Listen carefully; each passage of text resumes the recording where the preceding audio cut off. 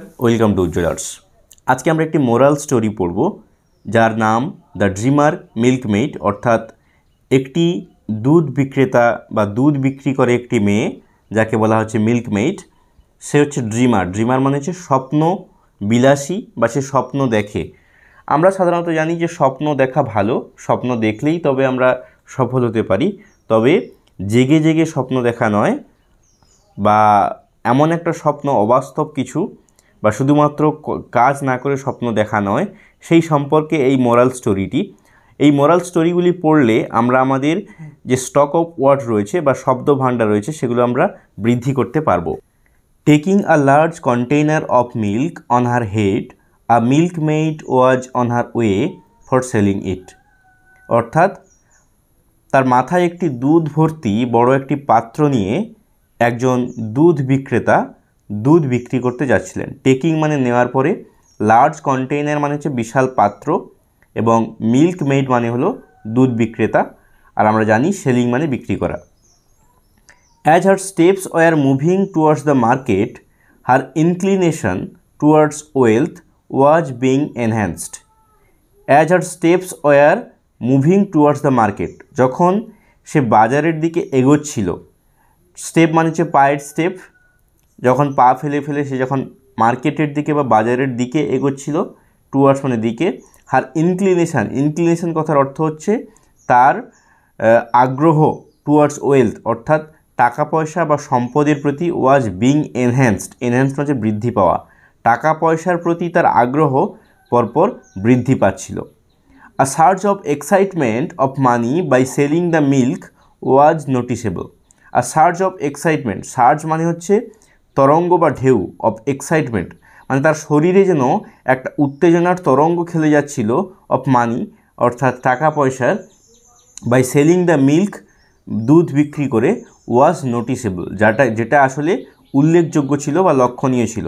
অর্থাৎ তার টাকা পয়সা সম্পর্কে যে উত্তেজনা, যে সে দুধ বিক্রি করে যে টাকা পয়সা পাবে সেই সম্পর্কে তার যে মনে মনে উত্তেজনা, সেটা লক্ষ্য করা যাচ্ছিল। She began to dream how she would dream use that money.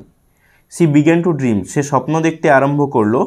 How she would dream, কীভাবে সে স্বপ্নকে বাস্তব করবে, ইউজ দ্যাট মানি সেই সমস্ত টাকা ব্যবহার করে। অর্থাৎ দুধ বিক্রি করার পরে সে কীভাবে টাকাগুলিকে ব্যবহার করবে তার স্বপ্ন দেখতে লাগলো। অর্থাৎ সে তো দুধ বিক্রি করবে, টাকা পাবে, সেটার স্বপ্ন দেখছে, তার সঙ্গে সঙ্গে সেই টাকা পাওয়ার পরে কি স্বপ্ন দেখবে বা টাকা পাওয়ার পরে কি করবে সেটা নিয়েও সে স্বপ্ন দেখছে। C was murmuring the words and moving her hands. C was murmuring, murmuring মানে হচ্ছে বিড়বিড় করা, দ্য ওয়ার্ডস মানে তার মুখ থেকে কথা বিড়বিড় করে কথা বলছিল, অ্যান্ড মুভিং হার হ্যান্ডস এবং তার হাত নাড়াচ্ছিল। Her dream took her in a different world, তার স্বপ্ন তাকে একটি অন্য জগতে নিয়ে গিয়েছিল। ডিফারেন্ট ওয়ার্ল্ড মানে হলো একটি ভিন্ন জগতে। And she said to herself, এবং সে নিজেকে বলল, the money after selling the milk, অর্থাৎ দুধ বিক্রি করার পরে যে টাকা, would be used for purchasing 100 chicks. সে এই দুধ বিক্রি করার পরে যে টাকা পাবে সেই টাকা দিয়ে সে 100টি মুরগির বাচ্চা কিনবে। চিক্স মানে হচ্ছে মুরগির বাচ্চা। And when chicks would be fully grown, এবং সেই মুরগিগুলি যখন সম্পূর্ণভাবে বড় হয়ে যাবে, I would sell them at a good price, আমি সেটিকে ভালো দামে বিক্রি করব, ফর বাইং 2 গোটস, এবং তারপরে আমি 2টো ছাগল কিনব। অর্থাৎ সে মেয়েটি মনে মনে ভাবছে যে প্রথমে আমি দুধ বিক্রি করব, তারপরে সেই টাকা দিয়ে আমি 100টি চিকেন বা চিক্স বা মুরগির বাচ্চা কিনব, এবং 100টি মুরগির বাচ্চা কেনার পরে সেগুলো যখন বড় হবে সেগুলোকে আবার ভালো দামে বিক্রি করব, তারপরে সেগুলো বিক্রি করে 2টো ছাগল কিনব, এটা সে ভাবছে। When the goats would be fully grown, যখন ছাগলগুলিও অনেক বড় হয়ে যাবে, I could sell them at an even better price, আমি আরও ভালো দামে বিক্রি করতে পারবো। স্টিল ড্রিমিং, তখনও সে স্বপ্ন দেখছে। সি সেইড টু হারসেলফ, সে নিজেকে বলল, soon I would be able to buy 2 more cows, তাহলে আমি আরও 2টো গরু কিনতে পারবো। And I would have a lot of money, এবং আমার অনেক টাকা পয়সা হবে। উইথ আ লাক্সারিয়াস লাইফ, এবং আমি একটা লাক্সারিয়াস লাইফ কথার অর্থ হচ্ছে যে বিলাসবহুল জীবন। লাক্সারিয়াস মানে হচ্ছে বিলাসবহুল জীবন, আমি বিলাসবহুল জীবন পাবো বা বিলাসবহুল জীবনযাপন করব।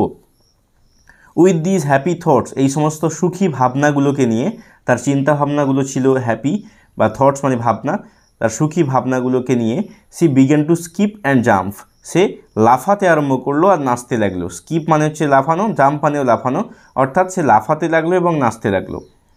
Suddenly she tripped and fell, হঠাৎ সে হোঁচট খেয়ে পড়ে গেল।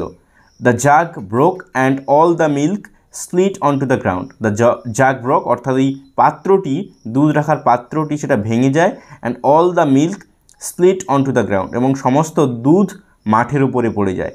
No more dream she cried foolishly, সে বোকা হয়ে চিৎকার করে বলল যে না আর স্বপ্ন দেখবো না বা আর স্বপ্ন নয়, এটা সে বলল। এটা হচ্ছে ঘটনা। এরপরে আমরা মোরালটা দেখতে পাচ্ছি যে do not count your chickens before they are hatched, অর্থাৎ ডিম ফোটার আগেই আমাদের মুরগি গোনা উচিত নয়। অর্থাৎ এটার মাধ্যমে বোঝাতে চাওয়া হলো যে আগে ভাগে কখনো আনন্দ ভেসে যেতে নেই, যে আমরা ভবিষ্যতে কি হবে সেই নিয়ে ভাবতে ভাবতে খুব তাড়াতাড়ি আনন্দ করার প্রয়োজন নেই।